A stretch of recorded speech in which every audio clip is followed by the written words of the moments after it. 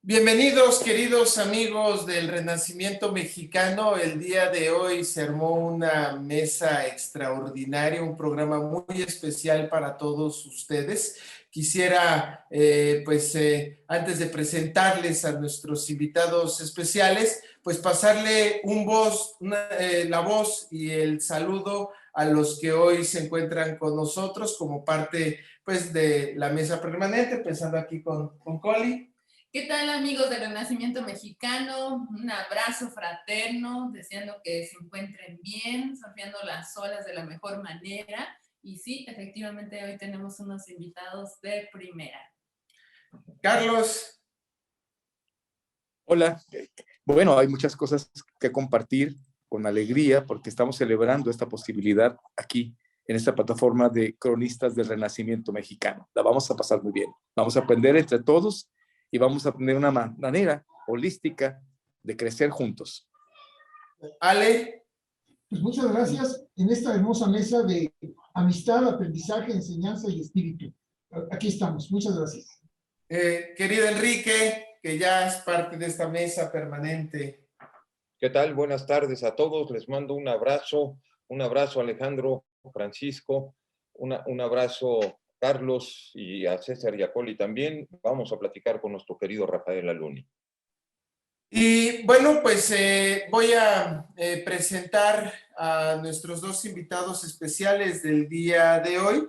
Por un lado, les presento a Rafael Aluni Montes. Él es una persona que tuvimos la oportunidad de conocer hace ya varios años. Ha estado desde los primeros encuentros de Sabiduría Universal. Él siempre pugnando en las mesas tanto educativas como en las mesas científicas, con mucho desarrollo científico que ha utilizado, pero que además ese conocimiento lo lleva a la práctica. Una persona bastante sabia. Ahorita pues él también nos platicará un poco más de él y de lo que le gusta, pero bienvenido, Rafa, muchas gracias por acompañarnos. Muchas gracias a ti, César, gracias a todos. Qué bonito estar aquí y pues compartir, ¿no? Estar en esta situación en la que estamos, pues aspectos que pudieran en un momento dado enriquecer la manera en la que percibimos la realidad, ¿no? Porque pues el observador es el observador, ¿no? El que crea la realidad, ¿no? Bienvenido, Rafa. Muchas gracias por esta introducción. Darle también la bienvenida a Francisco Javier Fernández Rivera. Él es el cronista de Aquixtla, un lugar en la Sierra Mágica de Puebla, que como lo dice el nombre es mágico. Y hablando del observador que hace referencia a Rafa, pues es un gusto tener al cronista de este lugar hermosísimo de Aquixtla. Bienvenido, querido Francisco. Muchas gracias y buenas tardes a todos. Pues aquí orgullosamente vamos a hablar de mi municipio. Quiero presumirlo a ustedes, quiero presentárselos para a ver si los animo a que nos visiten muy pronto. Un gusto estar aquí. Muchas gracias. Oye, pues bueno, voy a partir con una pequeña, digamos, contexto.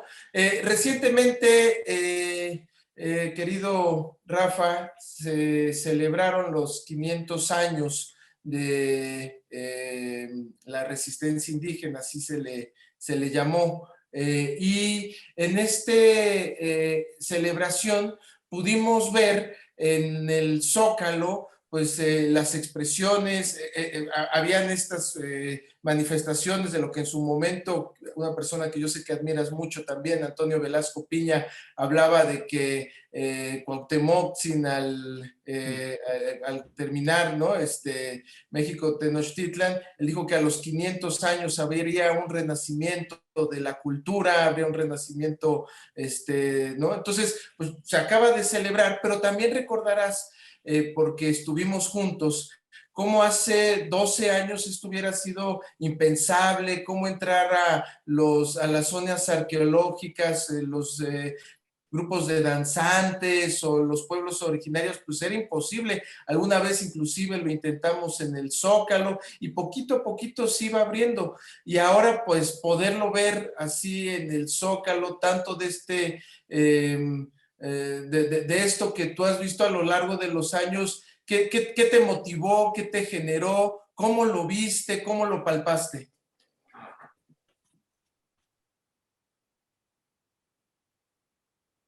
Perdón, me- se cortó la última parte de tu pregunta. No la escuché bien.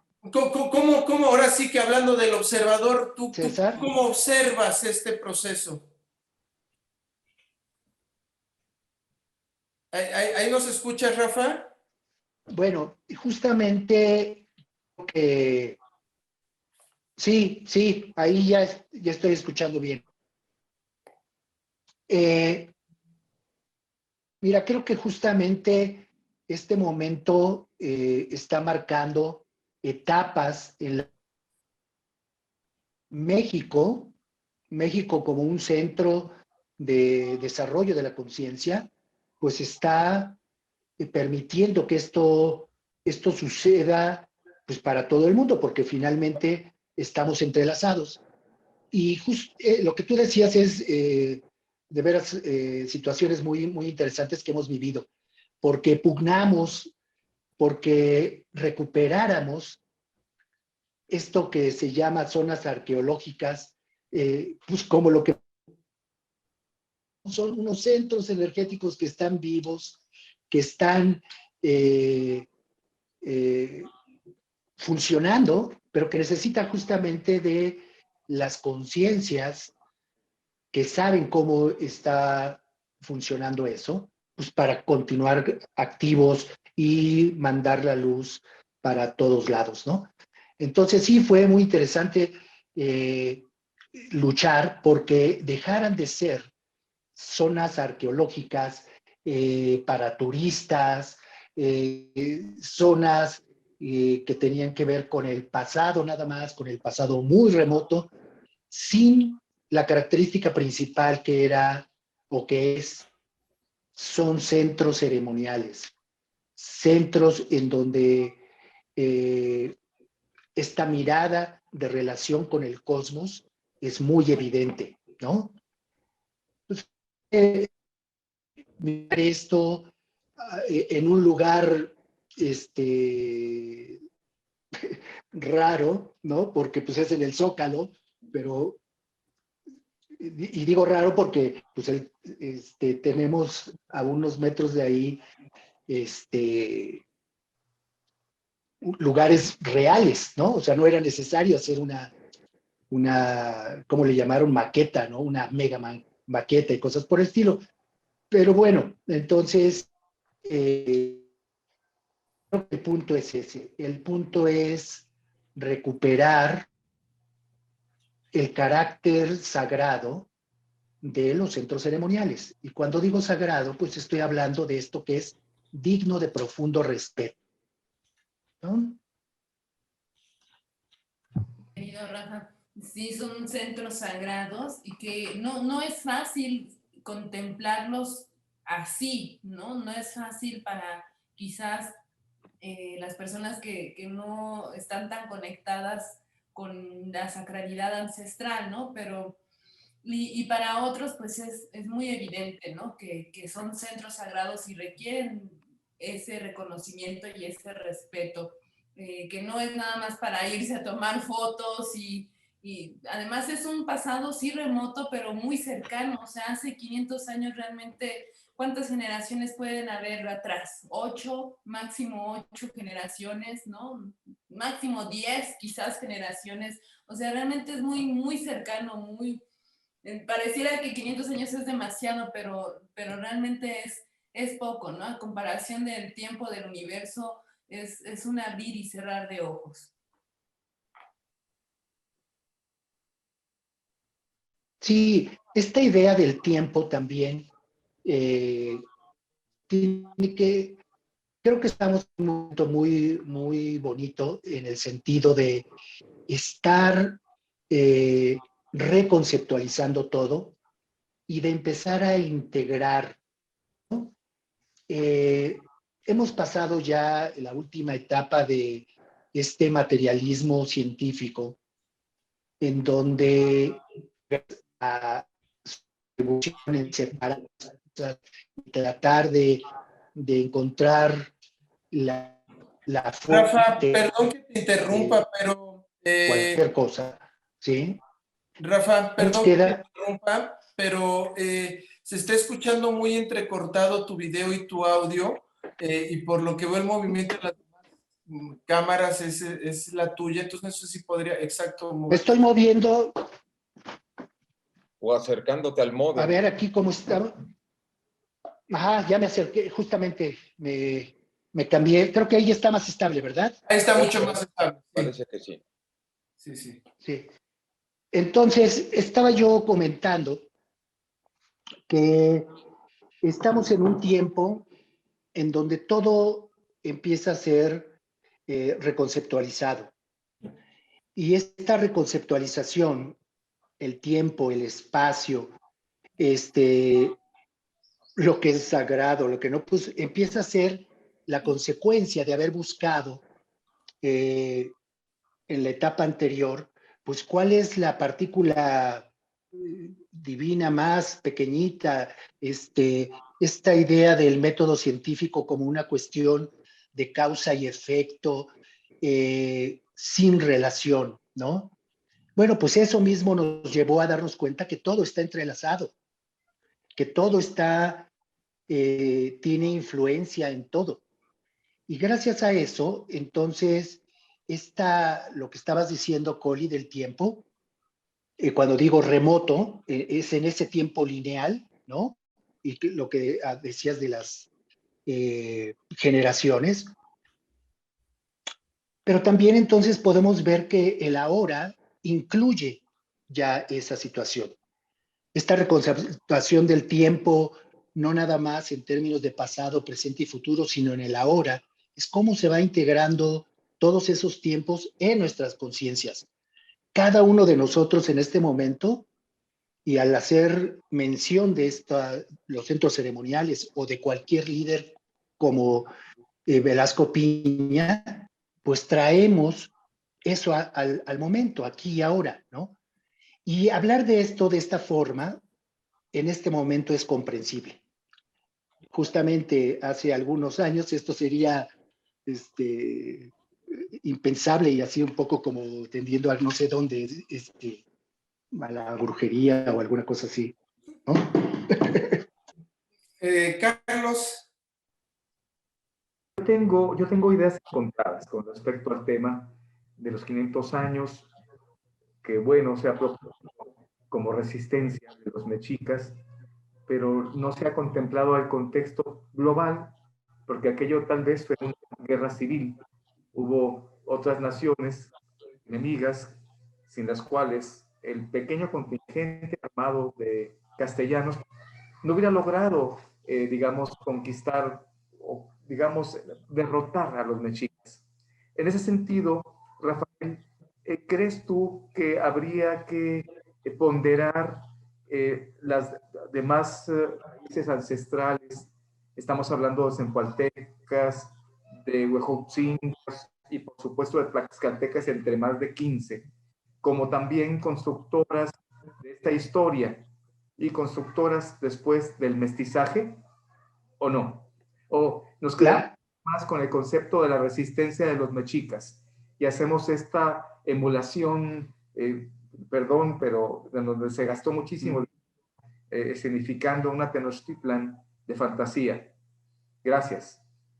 Sí, fíjate, Carlos, que justamente yo también lo vería como, y veo una cuestión en términos de desgracia, de que todavía estamos en proceso de aprender a reconsiderar la historia integral. O sea, esa historia que nos vendieron en un momento dado y donde se vuelven ciertos pueblos como líderes, como ejes de ese proceso histórico, pues ahora sabemos que no, ¿no? O sea, sabemos la multifactorialidad que tuvo ese momento y que definitivamente ahora estamos más capacitados para pensar de manera multidimensional. Todos los fenómenos en este momento ya no van a ser analizados en términos de uno a uno o de que esta idea de causa y efecto, ¿no? Sino definitivamente tenemos que empezar a ver, y en el punto que tú estás mencionando, todos los factores que estaban en ese momento funcionando y que fueron influyentes en lo que al final se determina como la conquista o la resistencia en un momento dado. Entonces, por ejemplo, cuando recuerdo siempre a Velasco Piña, yo decía, él es el historiador transpersonal, porque veía la historia con los factores espirituales, interpretaba los factores espirituales que estaban ocurriendo en los diferentes momentos que él analizaba en sus libros, ¿no? O cuando platicábamos con él. Y eso me encanta, porque creo que es otro de los factores que debemos ir integrando. Debemos ir integrando la espiritualidad a todos los fenómenos que nos están aconteciendo. Sin ella está incompleta la mirada de lo que esté pasando, ¿no? Entonces sí creo que se deben considerar a todos los demás pueblos y todas las culturas que están alrededor de este fenómeno histórico y que se tienen que empezar a integrar, se tienen que empezar a poner en los libros de texto, se tienen que empezar a mirar desde otro lugar y y aquí recuerdo a otra historiadora, mi maestra de historia de la universidad, Lupita, le decía en una comida que mucho tiempo después de sus cursos había yo tenido con ella, y le digo que me encantó su curso de historia porque me enseñó a no creer en la historia tradicional, en la historia normal, ¿no? Porque pues, me enseñó a pensar y ver otros factores que no estaba yo considerando en mi historia de la primaria, ¿no? Ale. Me encanta lo que he escuchado y yo tuve ya una posición así quizás medio fuerte en estos días escribiendo me dolió mucho Cuauhtémoc y escribí un texto sobre él, ¿no? Porque me duele, porque soy del barrio donde vivió Cuauhtémoc, pero sí quisiera, Rafa y compañeros, hacer una propuesta. Vamos a olvidarnos un poquito del discurso de enfrentador. Y es evidente que nosotros, digo nuestras generaciones, somos ya de un México que busca la integración. Y por integración entendemos no la unificación, no ser lo mismo, sino que participemos todos. Y yo creo que aquí están tanto desde el indígena que mantiene su lengua, que está aislado, hasta el indígena, como tantos conocemos y tenemos amigos, pues que oigan rock and roll también, ¿no? Y cantan rock and roll y hablan en inglés y tienen su lengua. Eso es, yo no sé si sea resistencia o no, lo que sí sé es que es vida. Y que están con nosotros y que aprendemos de ellos y todos aprendemos, somos un poco indios. Pero aquí sí quiero hacer una propuesta, Rafa, no sé cómo lo veas, que me nació de una experiencia que tuve aquí, lo que te pega a ti, Dani. Hace muchos años me perdí yo en Chichén Itzá. Entonces me perdí, una tarde andaba ya perdidísimo y tenía un papelito y me lo acerqué a una señora que iba caminando y dije, oiga, ¿dónde estoy? ¿Cómo salgo? La señora medio hablaba español, pero sí me entendió. Y me di cuenta que ella no sabía los nombres de los monumentos.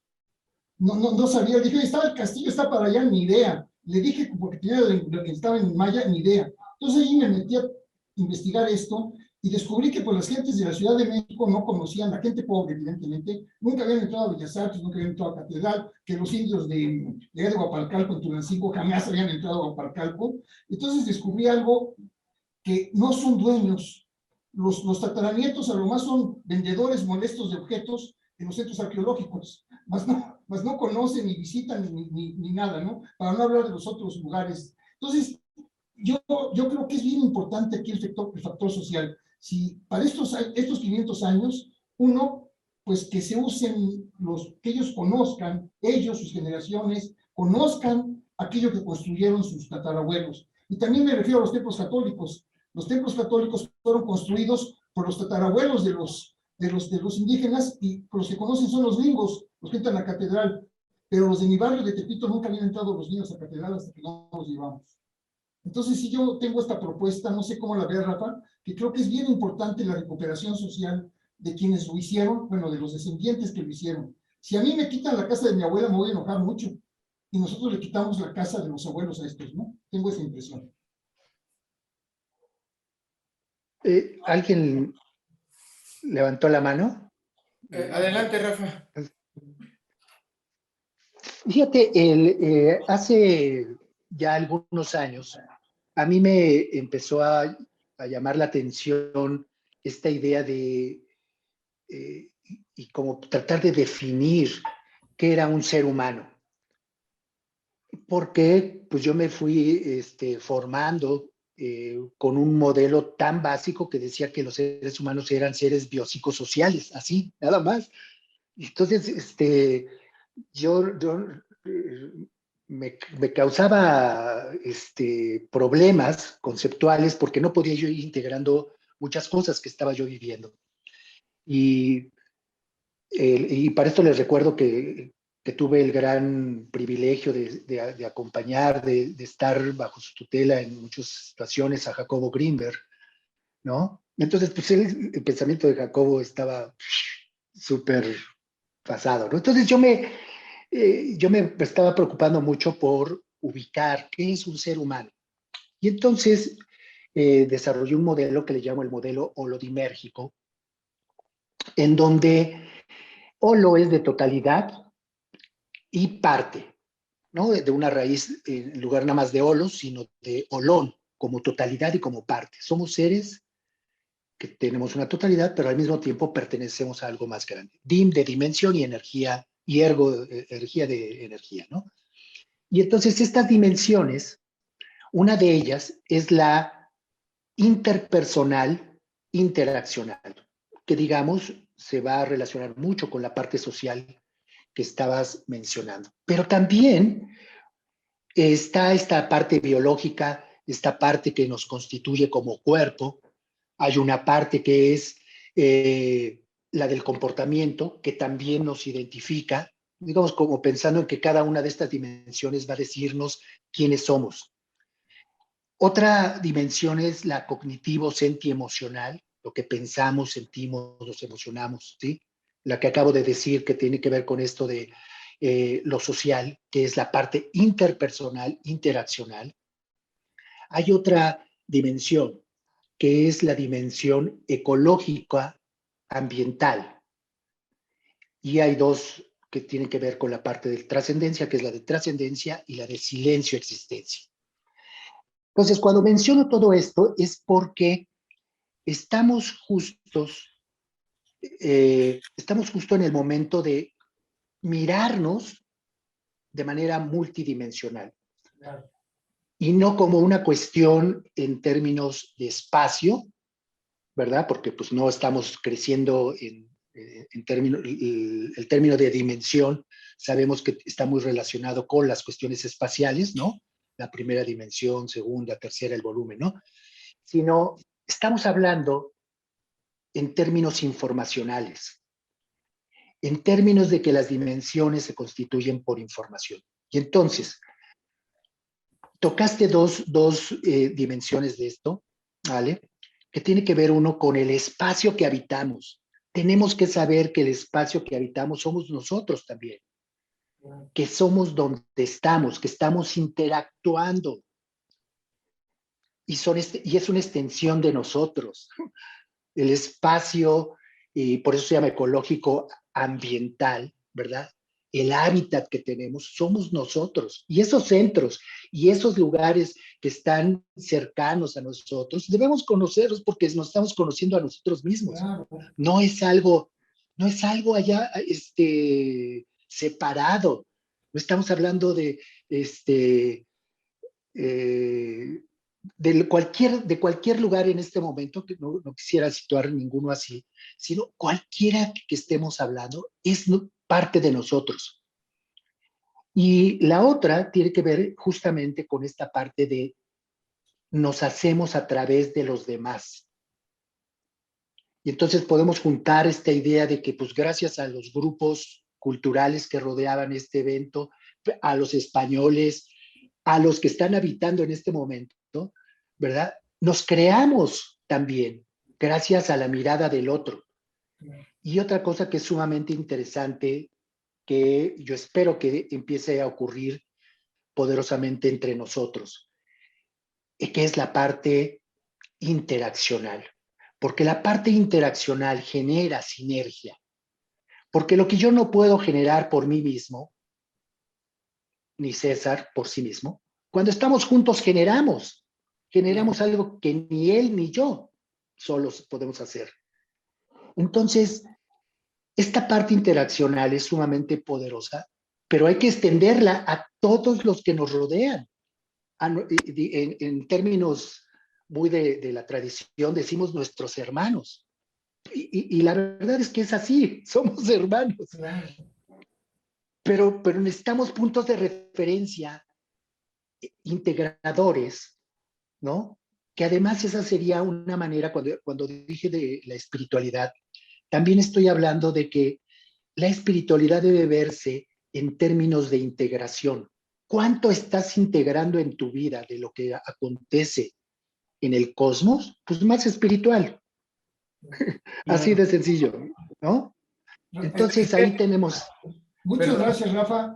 Nunca, hacía años que una pregunta que yo hacía no se me respondía con tanta sabiduría. Muchísimas gracias. Mi pregunta fue de 4 y tu respuesta fue de 14. Muchísimas gracias. Gracias. Pues se parece un poquito a lo que estaba comentando ahorita nuestro querido Alejandro. Yo te quisiera, a modo de continuar con lo que decían tanto Alejandro como tú, Rafa, y si tuvieras algo que agregar, a mí el asunto de la conquista, nada más recordarlo o imaginarlo, me da una irretenable rabia. No me gusta, me da enojo.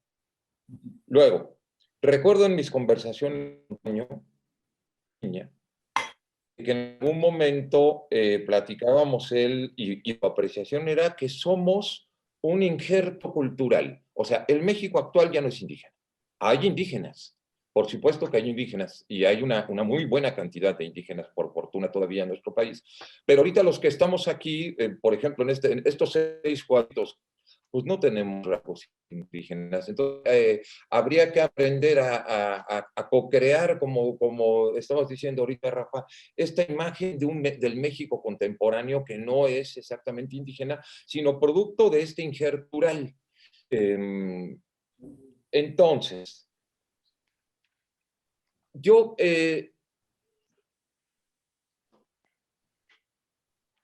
creo que somos la ola y los revolcados. Una buena cosa en Renacimiento Mexicano para mí sería ir aludiendo ya no tanto a los villanos como a los villanizados, ¿no? A los maltratados, sino reconocer los hechos históricos que han ocurrido y cómo nos afectaron. Yo por eso estoy diciendo que tengo un gran rechazo a la conquista. Al mismo tiempo trabajo mucho en aceptarlo. Creo que hay muchos grupos de los que danzan en el Zócalo que todavía le mientan la madre a los españoles por lo que ocurrió, ¿no? Y sigue habiendo en España, incluso acaba de declarar el partido de Vox, que Hernán Cortés fue un gran militar que vino aquí a poner en orden a los bárbaros. No sé si se enteraron, pero acaba de ocurrir, ¿no? Entonces, en esta integración de la que tú hablas, Rafa, y en la que yo estoy de acuerdo, ¿tú si hubiera una propuesta concreta de cómo empezarlo a vivir? Yo hago a un lado mi rabia y me veo que soy un hombre barbado, que me parezco más lo mejor a un español que a un indígena, que ese injerto cultural está en mí, está en mis compañeros, está para todos lados que veo como a lo a partir de ahí construir algo co-creado, como tú dices, porque la otra es seguir rechazando algo que es un hecho que ya ocurrió. Y no aceptarlo es no ocurra a eso. Así es. O sea, Enrique, creo que ahí hay un punto medular, tan claro, ¿no? Que debemos estarlo como alimentando, que debemos cultivarlo. Hay que superar, pero además, fíjate una cosa, hay que superar lo que nos dijeron que era eso. O sea, la manera que nos contaron esa serie de situaciones y que nos divide, ¿no? Entonces, cuando nosotros estamos permitiéndonos ya asumir nuestro papel histórico, tenemos que asumirlo así. O sea, ¿sabes qué?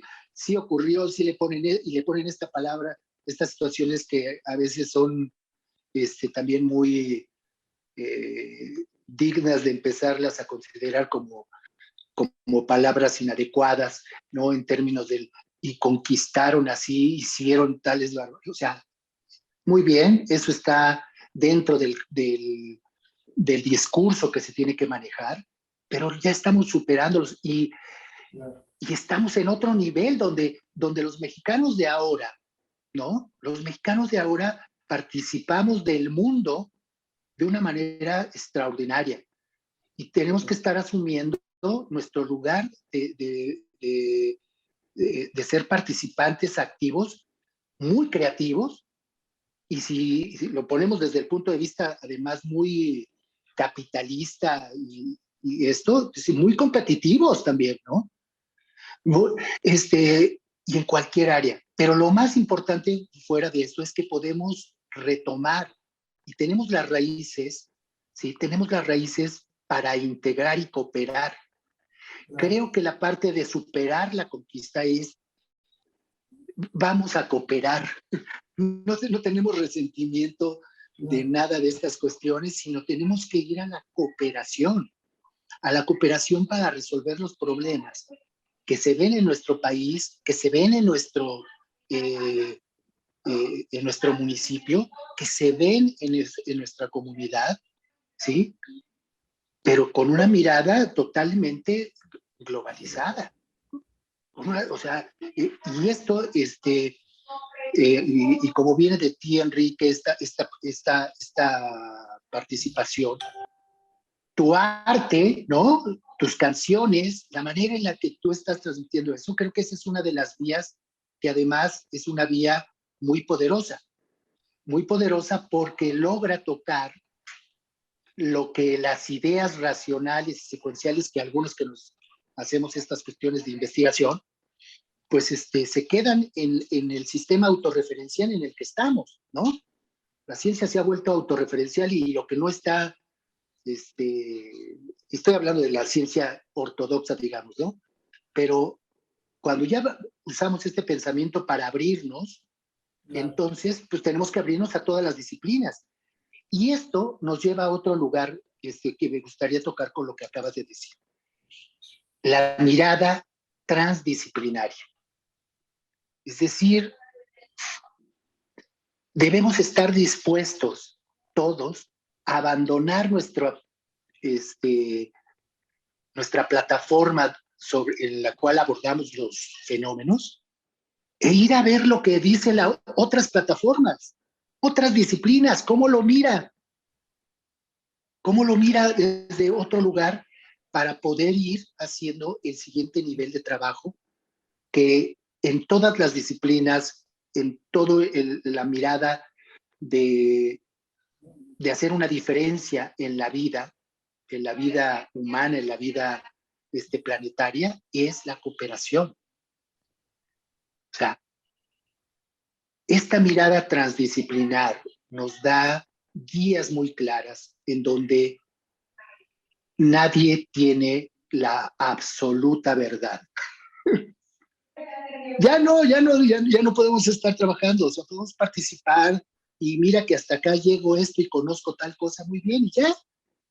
Pero esto se puede enriquecer con una canción, se puede enriquecer con un poema. Podemos abordar la vida desde otros lugares, ¿no? Claro. Pues esto me trae, y que salió varias veces a la conversación, cuando con Velasco Piña se hacían las caminatas los 2 de octubre, y cómo habían 2 caminatas, una en las mañanas, que eran las Reginas, que eran los grupos de tradición, que iban, pues, de alguna manera celebrando que gracias a los movimientos del 2 de octubre tenemos una mayor conciencia ecológica, se abrieron puertas al feminismo, hacia muchas cosas que se logró por lo que sucedió el 2 de octubre. Y así como íbamos terminando de hacer la mantralización en el Zócalo en la mañana, conforme se iba saliendo, venían los grupos que venían con odio, con enojo, al 2 de octubre no se olvida, al 2 de octubre no se perdona, rompían comercios, pintarrajeaban las calles y digamos las 2 cosas ocurriendo al mismo tiempo. Y nada más para cerrar los comentarios y poder también empezar a abrir la conversación con Francisco Javier, cerrando con esto, con lo que se abrió también la conversación, que tiene que ver con esto que sucedió de los 500 años. Hace 12 años yo recuerdo cómo, por ejemplo, estaba la carpa de Telcel, y los grupos de tradición querían hacer allí una danza para poder conmemorar los 500 años, ¿no? Y no se les permitía.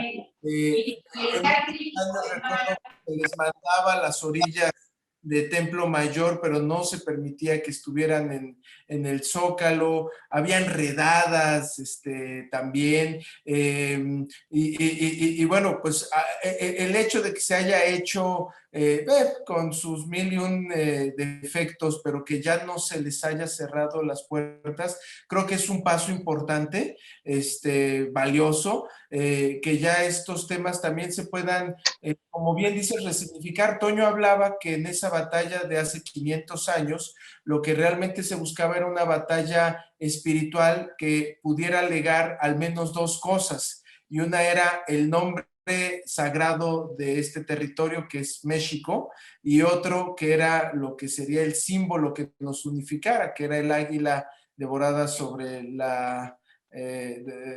águila devorada, la serpiente sobre el nopal. Y creo que al menos si Cuauhtémoc hubiera llegado 500 años después y viera todo lo que hay en México, diría, bueno, pues al menos esa parte sí se logró, ¿no? Yo quisiera, Dani, nada más recordar una plática del maestro Rafael Ramírez, que fue el fundador de la Escuela Rural Mexicana. Ya viejito nos platicaba a sus discípulos que, estando en una reunión con maestros indígenas, se paró y dijo: pues yo quiero agradecerles todo lo que han hecho conmigo, decían español, en fin, de ser mi maestro, porque ahora ya soy mexicano. Todos los compañeros se rieron y dijeron: pues si siempre he sido mexicano. No, le dijo, yo antes me sentía mazateco. Ahora ya me di cuenta que yo soy mazateco mexicano con todos ustedes. Ya soy lo que son todos ustedes, dijo el maestro, ¿no? Creo que esto es lo que somos todos, o debemos de intentarlo, ¿no? Ser mazatecos junto con todos los demás. Fíjate, César, ahí y uniendo estos comentarios, esa es la parte de trascendencia. Exactamente, ubicar que ¿quién eres? Pues puedes decir soy mazateco, pero también puedes decir soy mexicano, soy americano, soy terrestre, claro, soy, ¿no? Estelar. Y esa es la parte de trascendencia en donde cada vez podemos ubicarnos perteneciendo a un ente superior y entonces, como somos parte, pues vamos a depender de ese ente mayor.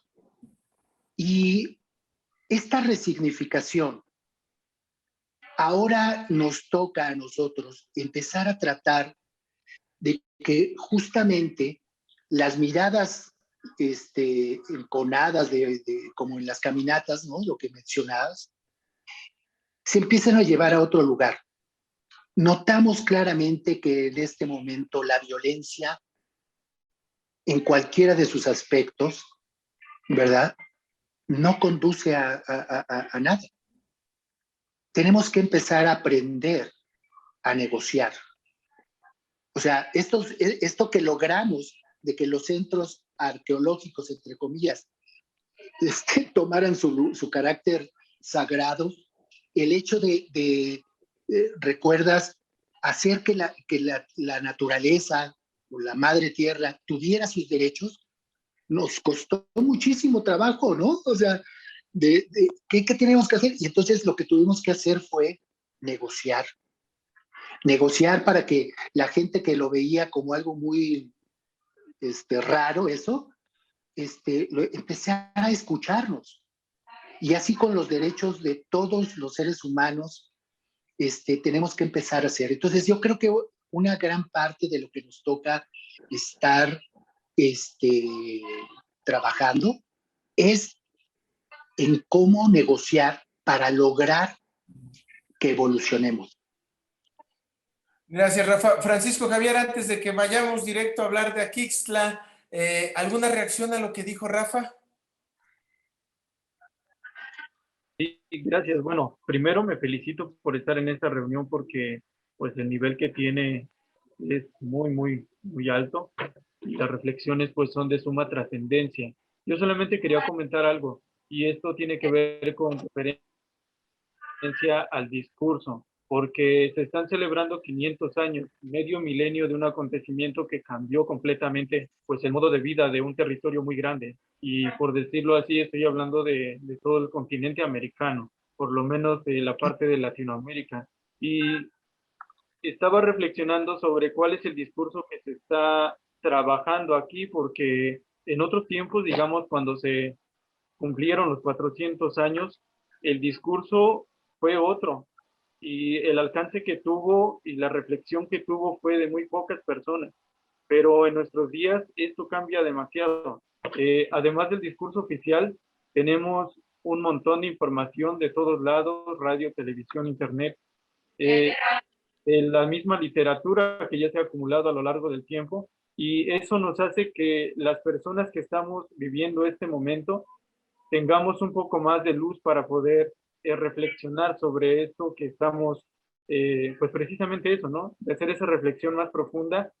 Y otra cosa que quería destacar es que si hace algunos años esas reflexiones se hacían en grupos selectos, en grupos cerrados, a puerta cerrada, ahora nos está ofreciendo la modernidad y la tecnología que esto sea completamente diferente, porque las reflexiones que hagan, no sé, 10, 20 personas en un cuarto pueden llegar a todo el mundo. Y entonces la reacción del discurso y la forma del discurso mismo cambia, porque ya hay diferentes opiniones, hay más información e incluso hay refutaciones que se pueden hacer en tiempo real o en muy poco tiempo, y eso va cambiando la forma del discurso. Entonces, eso ya va más integral, ya nos hace pensar de una manera diferente, pero también nos obliga a tener responsabilidad de lo que vamos a decir en este discurso. Y lo que reflexionaba también es que de qué manera vamos a transmitir estas reflexiones, porque no es tan fácil emitir una opinión o no es tan fácil decir algo con miras a que se haga pues ley, ¿no? En otros tiempos pues tal vez se podía, ¿no? Porque había un dogma, porque había una escasez de información, pero en estos tiempos es mucho más complejo. Y aquí la pregunta para Rafael es, ¿cuál es la importancia o cuál es la importancia que usted cree que va a tener ese discurso de las generaciones que pues nos estamos sumando a este debate, a esta reflexión? ¿Cómo cree que sea de diferente y de importante en el sentido de que pues ya está más informada, ¿no? De que ya no tomamos solo la información oficial, sino que nosotros mismos buscamos y en el momento de buscar aprendemos y bueno, ya el resultado de estas reflexiones y del discurso que nosotros mismos vamos a dar a las generaciones que están en el presente y las que vienen, pues va a ser diferente. ¿Cuál es la importancia que usted cree en este cambio? Fíjate, yo pintaba porque también me gusta la pintura, ¿no? Y hacer algunas cositas al respecto, y pintaba con un comunicólogo. José Cisneros. Y me encantaba ubicar con él cuál era la definición de comunicación. Y en términos muy globales, comunicarse es tratar de comprender al otro. O sea, tener un verdadero interés en lo que el otro quiere compartir. Y luego juntos, como entes independientes, generar un nuevo resultado, generar un nuevo significado. Estar juntos para crear nuevos significados a partir de tener un profundo interés por el otro. Entonces yo creo que el discurso va a llevar ya va a tener este impacto. Primero, aprendemos que todo lo que ha ocurrido antes en términos de destrucción y de violencia y cosas por el estilo, por ahí no va. Los grandes resultados van en la negociación, los grandes resultados van en términos de comunicarse, de tener un profundo interés por el otro y en generar nuevas cosas. Entonces, yo creo que va a haber un impacto de una super cooperación para tratar de resolver las situaciones que nos aquejan a todos, o sea, y esto es que yo me intereso por las personas que están teniendo problemas de agua, por las que están siendo violentadas, o sea, me puedo empezar a interesar por todos mis hermanos, ¿no? De una manera en la que sé que yo podría contribuir con un granito de arena. Y entonces las nuevas generaciones tienen que saber que tienen ese poder, que tienen el poder de que lo que dicen materializa cosas, que su palabra y su pensamiento tiene un extraordinario poder. Y que si se quieren hacer énfasis en cuestiones de agresión, violencia y demás, pues eso es porque se sigue materializando. Pero nosotros podemos plasmar otra cosa. Y con esto quisiera rescatar una parte del comentario que hizo César acerca de los nombres sagrados. Y nuestro país tiene una vibración muy importante en ese sentido, México, ¿sí? Pero si no quisiéramos considerar el nombre sagrado, sí deberíamos de considerar lo que pensamos y lo que hablamos exactamente. Y tú dijiste responsablemente. Con responsabilidad tenemos que darnos cuenta de que lo que decimos está proponiendo un nivel de materialización de cosas. Muchas gracias, querido Rafa. Y bueno, ahorita no nos despedimos. Invitamos a que nos acompañes ahora a conversar con Francisco. Pedirles que podamos ir haciendo un poquito más acotadas las intervenciones para poder aprovechar mejor los tiempos. Y le pediría a nuestro querido Carlos si nos puede ayudar a detonar esta parte de la conversación. El micro, querido Carlos. Muy de acuerdo en cuanto que tenemos que acotar nuestras participaciones intentando centrarnos en preguntas. Y en el caso del joven maestro Francisco Javier Fernández, cronista de aquí, le pregunto cómo fue su génesis en la poesía y en la crónica. ¿Qué despertó el interés de ser un poeta cronista? Bueno, pues en cuestión de la poesía, yo creo que pues tiene mucho que ver con mis raíces. Yo provengo de una familia de alfareros, que son pues artistas. Ellos crean con las manos y hacen maravillas en sus piezas. Y recuerdo mucho que cuando era pequeño mi papá, él nos construía figuritas de animales, nos hacía admirar las piezas que él hacía porque se consideraba un inventor. Él renovaba las técnicas que se utilizaban y además hacía piezas pues diferentes a las que hacían los demás. Entonces ahí creo que está la génesis de la creatividad y del amor por el arte. Y ya concretamente en la poesía, creo que lo que detonó fue un amanecer que tuve en el comedor. Yo trabajaba en la parroquia y alguna vez pues desperté más temprano de lo normal y tuve la oportunidad maravillosa de poder contemplar un amanecer a través de una ventana. Y entonces nació en mí, no sé, ese sentimiento, esa necesidad de querer expresarlo. Y fui por papel y lápiz y me puse a escribir y surgió un poema de 64 cuartillas. Perdón, cuartetos. Cuartetos, 64 cuartetos.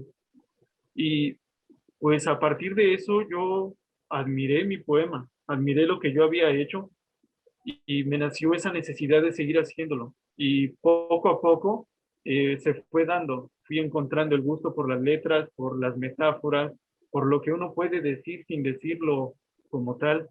Y creo que es algo que se vuelve un vicio, ¿no? Además de que, pues ya en términos de que, pues a uno le agradecen, le hacen porras, pues, por el arte que uno logra a veces, creo que también eso fue lo que fue alimentando un poco mi amor por la poesía. Y en cuestión de la crónica, es la primera vez que me tuve que ir del pueblo, que me fui a trabajar a la Ciudad de México, y comerciante ambulante, entre otras cosas. Y esa extrañez al pueblo, a lo propio, a la comida, a la familia, incluso a cosas tan simples, pero tan, pues, indispensables para el ser humano como este aroma a la tierra mojada o, no sé, sentir el clima húmedo, porque en Aquixtla hace mucha neblina, mucho frío. Y creo que el extrañar todo lo que es la cuna, todo lo que es el ambiente familiar, creo que eso es lo que me hizo empezar a, bueno, más bien voltear y ser consciente de lo que había dejado atrás. Y me di cuenta de que había dejado algo maravilloso. Me había salido de un pueblo que está lleno de gente increíble, que tienen tradiciones, que tienen formas de convivencia que en ningún lado he encontrado, en ningún otro lugar he encontrado esa calidez y esa cercanía que, pues, en primera persona se siente, ¿no? Y creo que ese es el génesis de las dos cosas, doctor. Extraordinario. Enrique. Me llama mucha atención, Francisco, lo que dices, y además lo dices de manera, ya tendré oportunidad de leerte, ¿no? Porque lo dices también un poco de manera poética.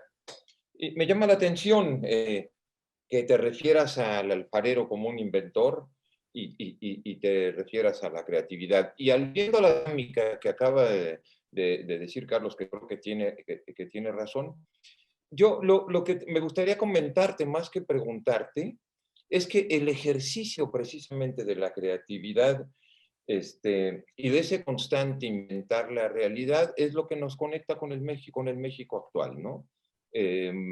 No sé bien cómo lo masticas tú, pero esa sería mi intervención corta, ¿no? Ese estar constantemente creando y conectándose con el mundo. Querido Francisco, ¿qué es lo que renace en Aquixtla?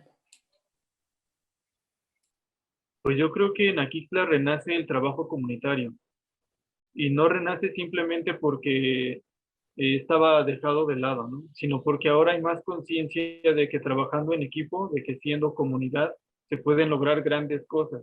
Y quiero poner un ejemplo muy, muy breve. Antes de este milenio, en 1999 hubo un ciclón tropical que afectó toda la parte de la Sierra Norte de Puebla, Veracruz y otros lugares. Y eso significó para mi municipio una destrucción total en cuestión de terrenos de labor, de lugares o temporales para poder trabajar la artesanía. Y hizo, bueno, fue un rompeaguas porque se tuvieron que plantear nuevas formas de trabajo. Anteriormente había mucha migración, había mucha pobreza, había mucha ignorancia en términos de alfabetización y creo que la realidad que se vivía en Aquixtla era muy triste, realmente. Entonces viene este ciclón, viene el nuevo milenio y en la reconstrucción del pueblo se ve este trabajo obligado de trabajar en comunidad. Entonces, a través de eso y a partir de eso, la gente empieza a tomar conciencia de que en equipo se pueden lograr grandes cosas. Se cambia el cultivo, se da nuevo auge a la fabricación de esferas de cristal, que también es una de las alfarerías que hacen en Aquixtla. y empieza a ver este crecimiento no solamente personal o no solamente egoísta, sino un crecimiento comunitario, grupal, que hace que pues el trabajo que se ve ahora y que se da en Aquixtla sea algo pues muy grande y para mí muy admirable. Ale, Francisco, yo volví a leer tu libro. Aquí está, es una primera versión. No tengo preguntas más que felicitarte. Qué manera de escribir, qué manera de llevarnos a todos. Ya entendí lo de la poesía. Y yo te quisiera simplemente que nos dijeras, porque estamos aquí, nos van a ver más personas, de este gran amor de Atizla. Sé que te pongo una tarea muy difícil, que nos digas en los pocos minutos que nos quedan, nos podemos alargar, si lo permite, también 2 horas, que nos dijeras las cosas que más te llenan de Atizla, lo que más te llena, de lo que más estás orgulloso. Y una segunda pregunta, esas gentes que tú platicas, el párroco y el tendero, ¿todavía viven, ya no están, o qué están haciendo? Serían las 2 preguntas. Y mis respetos, me voy a permitir decirte una palabra, no porque ya lo sea, sino porque debes entender hacerlo. Mis respetos, maestro.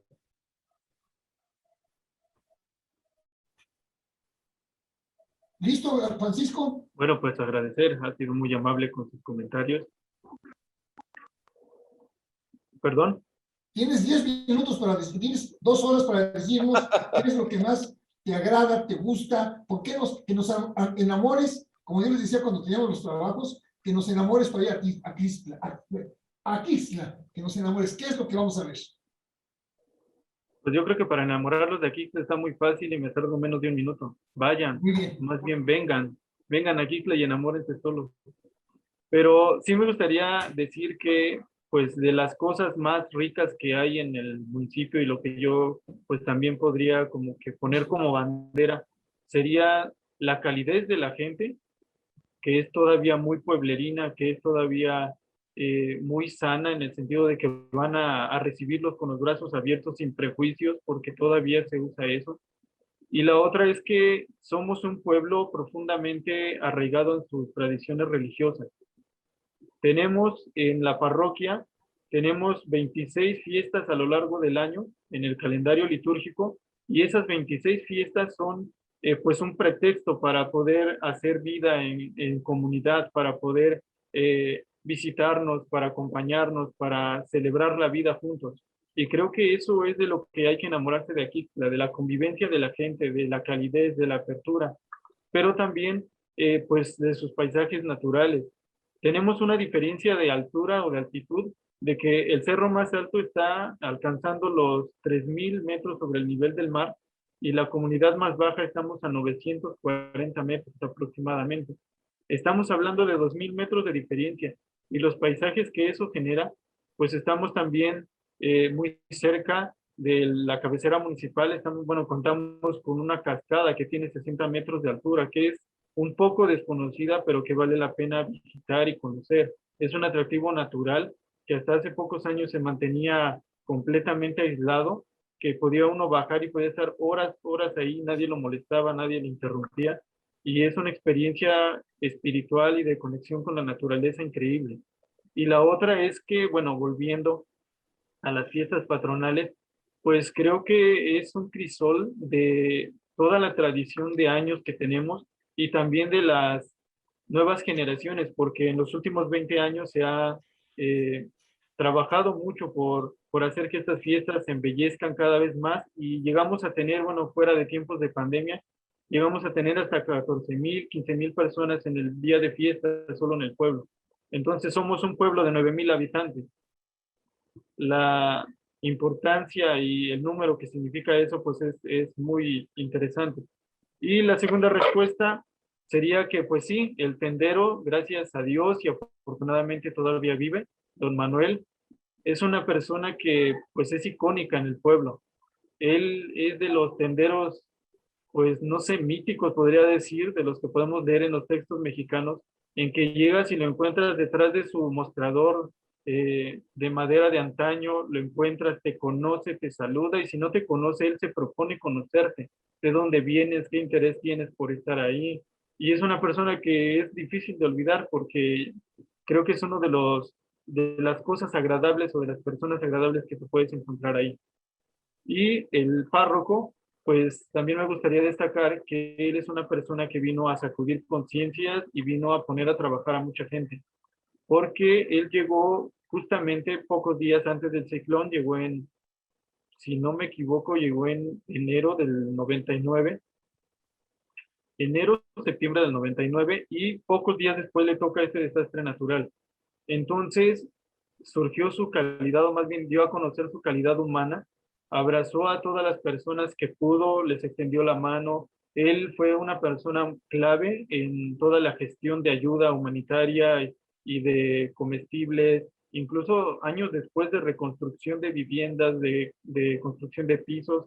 Pero lo más importante de todo es que él fue el que promovió este renacer en el trabajo comunitario, que ya teníamos tradición en eso, pero él es el que vino y le dio fuerza, él fue el que lo hizo visible. Y afortunadamente todavía lo tenemos en la parroquia, todavía está ahí sacudiendo conciencias, moviéndonos a ser mejores cada vez, a aprender, a no limitarnos. Y más que nada nos hizo ver que pues como personas todos tenemos valía, todos somos importantes, y que creo que depende y es tarea de nosotros mismos el hacer que esa valía la puedan notar los demás, pero más importante, que seamos valiosos en el servicio a los demás. Creo que es una persona que también vale mucho la pena conocer. Tuve la fortuna de trabajar con él algún tiempo y pues es uno de los personajes icónicos de aquí. Rafa.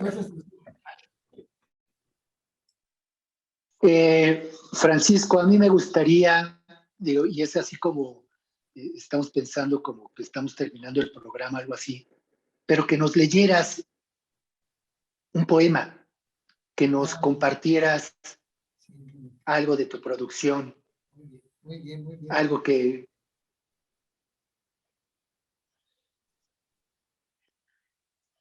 No estaba preparado para eso, pero si me da medio minuto, con muchísimo gusto. Bien, pues Buena pregunta. veamos cómo buena se pregunta. sincroniza. Veamos Bueno, cómo se sincroniza el poema. En realidad yo empecé escribiendo para Kixla y creo que son los poemas que más me han gustado a lo largo de estos 11 años que ya llevo escribiendo. Pero también, pues como todo músico, poeta y loco, pues tenemos nuestros ataques románticos, ¿no? Y también nostálgicos. Creo que la nostalgia es a veces más bella que la fantasía amorosa, ¿no? Porque la nostalgia es la que nos mueve los sentimientos más profundos y creo que es la que tiene como un poco más de fuerza en el momento en el que yo intento crear. Y también tengo pues algunos poemas que son simplemente reflexiones del momento y creo que también pues son válidas según la manera o la persona a quien sea dedicada. Me gustaría leer este que se llama Entre Sueños y dice: qué fácil es adivinar tu sonrisa en la distancia cruel que nos separa. Qué bello es tenerte cerca, aun cuando estás tan lejos. Busco tu nombre en la pantalla y siempre, siempre estás. Tu nombre siempre me produce paz. Quiero atesorar tu voz en mi recuerdo para siempre. Quiero envolver el tiempo y que no se escape, pues somos dichosos intercambiando gustos. Qué dichoso soy cuando te miro, dichoso con la promesa de tus ojos y tus manos, de tu sonrisa dulce que ilumina el cielo, de tu resplandor de sol efervescente. Qué milagro tan dulces son tus pasos, y más cuando te acercan a mi vida. Déjame vivir en este mundo, en esta realidad que hechiza, que conmueve mi pecho y mis palabras. Déjame tocarte el alma con mis días, con mi tiempo de vida. Olvida los prejuicios y ven. Déjate de miedos y camina. Toma mi mano y acompáñame. Qué hermoso es saber que estás aquí. Bravo, Bravo, maestro. bravo. Bravo, bravo, bravo, muy bello. Felicidades, Francisco. Así Yo creo, Daniel, yo creo que si los cronistas fueran futbolistas, ya don Carlos Gómez lo estaría vendiendo al Manchester City o al PSG Saint-Germain, yo creo. Y permítame, Permíteme acotar, Francisco, ante lo que estoy escuchando ahorita, yo te diría, el párroco y el tendero dan servicio a los demás, son sembradores de paz, siempre con pasos sinceros. Bravo, Bravo. bravo, Enrique, bravo. Muy bien. No, genial, así de manera Genial. poética, abriendo el corazón. Nos despedimos en esto, lo que fue el segundo programa del Renacimiento Mexicano. Rafa, invitado a que nos acompañes en las mesas también. Y bueno, encantados de poder volver a platicar pronto contigo, querido Francisco. Muchas gracias por el tiempo. A todos ustedes, les mandamos un fuerte abrazo y hasta la próxima. Bravo, muy bien, gracias. Muchas gracias. Muchas gracias. Hasta luego.